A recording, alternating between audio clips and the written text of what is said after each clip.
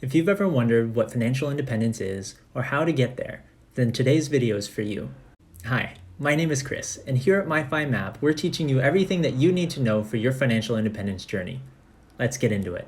So what is financial independence? Financial independence is typically defined as the point in which you have enough passive income coming in that you no longer have to work or be dependent on anyone else. Put another way, financial independence is the point in which you have the option, but not the obligation, to live off of passive income. The problem with these definitions is that it sets up financial independence as a goal, as a destination, as a finite point at which you either arrive or don't arrive. There's a certain amount of money that you need to save or a certain level of passive income that you need to have. However, here at MyFiMap, we teach that financial independence is both the destination and the journey. Yes, it's about having the option to leave your day job if that's what you want, but it's also about so much more. It's about breaking free from the mentality that keeps you living paycheck to paycheck. Or maybe that's not you.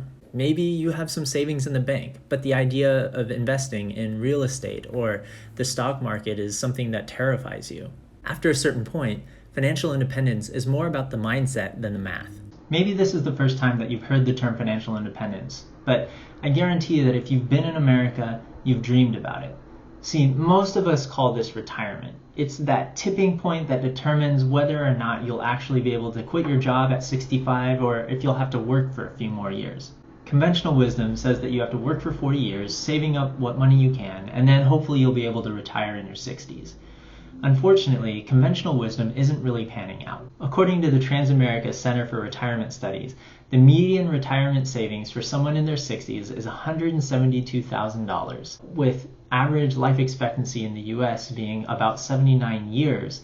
That's less than $20,000 a year. And that doesn't even account for rising health costs or anything else that might come up. It's no wonder that a recent study from the Federal Reserve showed that nearly a third of retirees end up re-entering the workforce. There's a growing movement of people called FIRE, Financial Independence, Retire Early. These are people who have looked at the traditional retire at 65 plan and said, no thanks, I want more. This group of people is remarkably diverse. They're from all over the world. They're single, they're married, they're homeowners, they're renters, they're digital nomads. But they're all marked by a single thing, a remarkably high savings rate. Usually at least 30% of their income, but many of them are saving 50 to 70% of their income, if not more. Most of us aspire to financial independence, but not all of us can or want to make the sacrifices necessary to achieve financial independence in our 30s. Maybe you'd rather have a higher standard of living now, or maybe you're a single parent and straight up can't sock away 30% of your income, much less 50 or 70%. And still other people find that they don't really mind working, as long as the job that they're working at fills them with purpose. That's definitely where I come into things. I want my job to be fulfilling. The interesting thing is that the more that I work toward financial independence, the more clarity and focus that I get. Some people achieve financial independence by adopting a minimalist lifestyle. That's not me.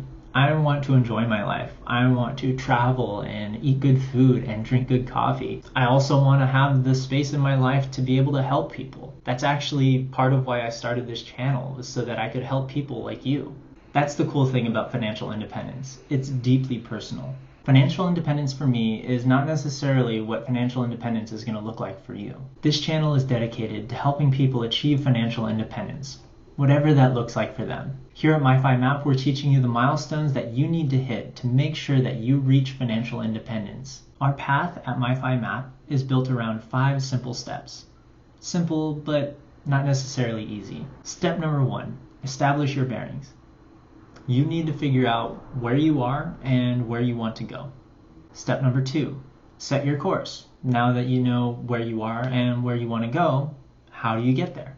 Step number 3, identify your milestones. There are some major milestones that are common to most financial independence journeys. Becoming debt-free, starting your first side gig, establishing your first line of passive income. But there are going to be some milestones that are specific to you and your journey, and you need to decide what those are. Step number 4, course correction. As you're journeying along, life happens. Your circumstances change, or maybe your vision of what financial independence looks like changes. You need to establish regular evaluation periods so that you can make sure that you're still on course to reach financial independence. Step number 5, celebrate milestones. As we said before, financial independence is both the journey and the destination. It does you no good if you get all the math correct, but you don't get the mindset correct. Frugality and sacrifice will likely be big parts of your financial independence journey, but if you don't learn to stop and smell the roses along the way, you may arrive at financial independence and realize that you don't know how to enjoy it. Over the next few weeks, we'll be walking through the steps to financial independence, and we'll be breaking down both the math and the mindset behind each one. If you'd like to learn more about the steps to financial independence, hit the subscribe button and click the little bell icon so you don't miss the next video. If you liked what I had to say, click the thumbs up, and I'll see you next Friday.